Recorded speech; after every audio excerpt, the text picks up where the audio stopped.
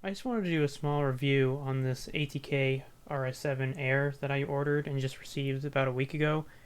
For some reason, there's not a lot of videos on YouTube about this keyboard. You can look for yourself. There's only RS6 reviews, and I don't own an RS6, but I'm assuming that this keyboard is pretty comparable to that, other than that this is a 75%. But I figured I'd just tell you guys what this keyboard is about, what it's like, since, of course, I could not find like anything about this board. Um, one one thing to start with the build quality, if I can get this out. This ATK USB-C cable that comes with the keyboard is really cheap. I'd suggest replacing it if I were you. It works. I've had no issues or disconnects with it, but it is like barely 5 feet long, and it just feels cheap. There's kind of like harsh edges on the connector. It's kind of disappointing to see, but you could always replace it, so it's not that big of a deal. I did see some people on their Discord talk about how this keyboard feels a little cheap, and I wouldn't say it feels cheap. It is all plastic. I mean, you're ordering it knowing it's plastic, and it's not like plastic keyboards are bad. I think they sound better than a lot of aluminum or metal keyboards. But it does feel a little bit cheap. I can see where that's coming from, and that's mostly because these edges. I don't know if you can see that. They're kind of sharp. They're not like tapered, so they're a little bit sharp, especially on the back. And that's kind of just all around this keyboard. The corners are kind of sharp. It just the back has some. Let's see. On the back of this board, it kind of feels a little harsh.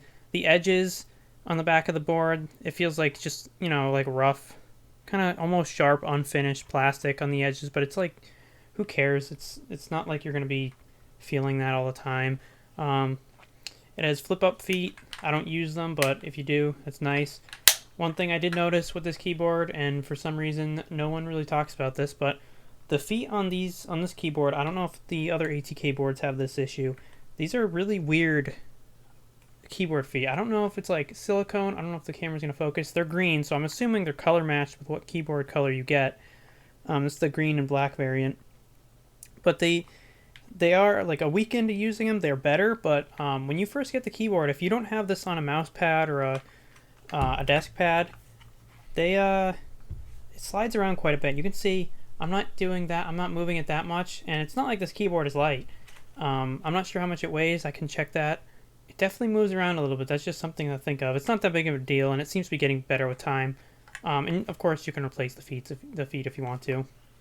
So I don't know if you can see that. There's a little scratch already, and there's a reason there's a scratch on right here, and there's actually a scratch right here, which I don't know if you can see, and that's because plugging this connector in, it's kind of finicky. It takes a bit of force to get it in, and it doesn't feel that great. It kind of moves around a little bit. You can see it's just disconnected right there for a second. It's not like a big issue. I wouldn't call it an issue at all, because I have not experienced disconnects at all. But I have not tried another USB-C cable, but I'm assuming that would fix the problem. Like I said, I just am not a big fan of the cable that comes with this keyboard. One other thing, which is kind of weird, I did not expect this when I got this keyboard. This is my only ATK board I've ever had. This ATK logo is sharp. My MCHO's Jet 75 keyboard had a little translucent plastic over their logo, so you didn't feel it. This is just straight up, it's indented. So let's see. It's just an indent, and you can run your finger over it, and it's sharp. It's kind of weird. I don't really know why they did it. I think they could have just put some plastic over it, some translucent plastic over the logo, over the lights, but I don't know. It's weird. It's just kind of one of those things that makes it feel a little cheap. It does have this. I think it's aluminum, might be plastic. ATK logo, RS7. That's nice. I like that. These keycaps are really nice. They're translucent. They shine through really well. I would definitely not replace these keycaps. Are nice. They're not the best quality, but they're far from the worst. I have many sets of keycaps, and I'm choosing to keep these on because they look cool and they're pretty high quality for the price. One thing that is weird I noticed, and I don't know if this is going to zoom in. I might have to get a picture of it as I put my camera.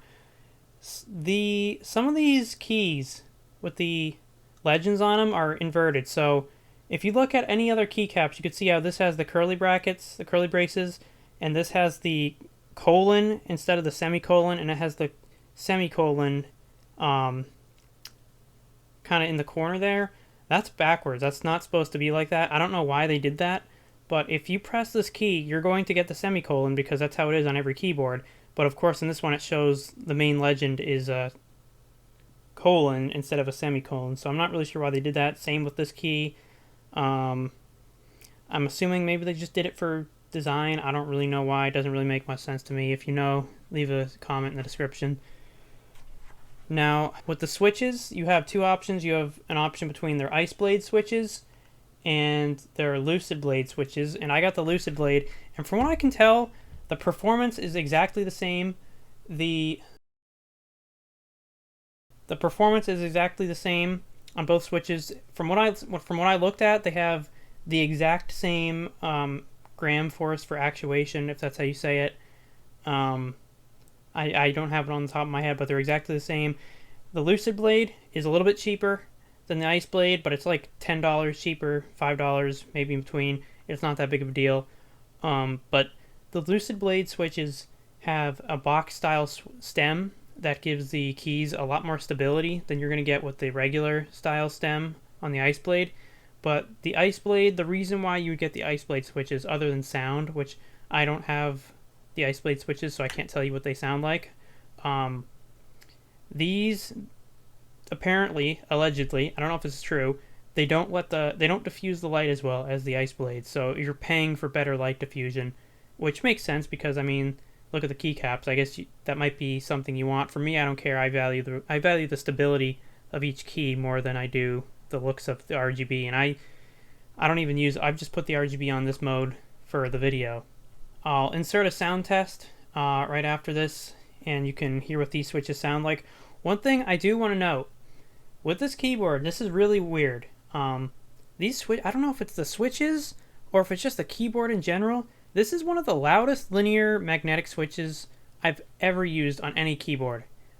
This is louder than my keyboard that has Kalebox whites on them. It's really weird. If you plan on, maybe you live in a dorm or have a roommate or something, this will probably piss them off. I don't see anyone talking about that with the RS6 Air, so maybe it's just these switches. I can't tell you. If you have the Ice Blade switches, leave a comment below, because I genuinely don't know. But these are extremely loud.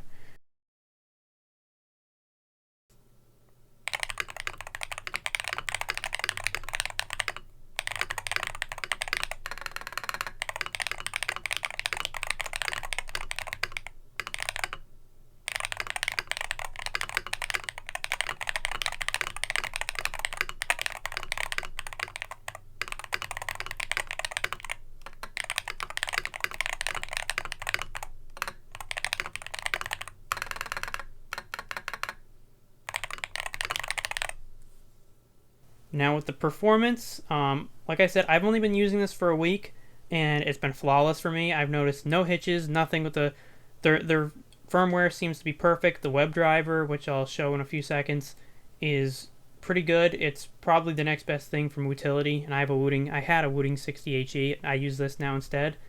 It's basically the next best thing. No problems. I updated the firmware, no issues.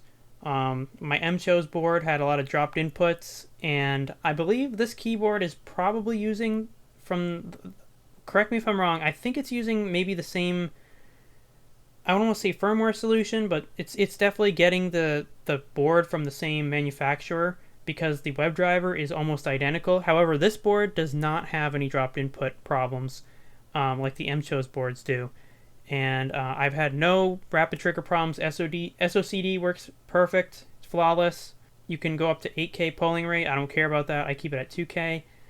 Everything is perfect. And here we are inside of the ATK hub WebDriver. We'll go into the RS7 Air. Here are the lighting settings you can do. All sorts of settings. You can do everything to your imagination. You can adjust the logo light, which is the light right above you, the right arrow key in the bottom right of the keyboard. The side lights, like I showed. Here are the trigger settings. I have rapid trigger on A and D, and I have every other key at 1.5 millimeters, and 2 these left keys, and 0.3 on my movement keys. Like I said, quick trigger or rapid trigger works perfect. You can even adjust the lift and reset, the lift reset and the press trigger. I've not done that. I don't care. You can also do the dead zones. Remap, I don't need to do that. I haven't messed with this. Advanced keys, like I said, you can do Rappy, Snappy, SOCD, DKS, all sorts of things in here. Axis calibration. This is something you should do when you get your keyboard for the first time and calibrate it. You just select the switch and calibrate it. So the instructions it says here. I haven't noticed any difference before and after calibrating it, but I think it's just a good idea to do. You can do macros, performance settings, anti-accidental touch mode. I have that on. AI match, I have that on. Polling rate 2K and keyboard sleep time never. Like I said, I don't think these actually matter. I'm sure maybe for a small portion of people this makes a difference, but I've noticed no difference. Configuration management. I don't know what this does. It looks like you just save profiles. Other settings. Keyboard version, firmware version. It came to me with 1.02. I upgraded to 1.03. You can factory reset it. Product appearance. Overall, no complaints with the software. It's been flawless for me.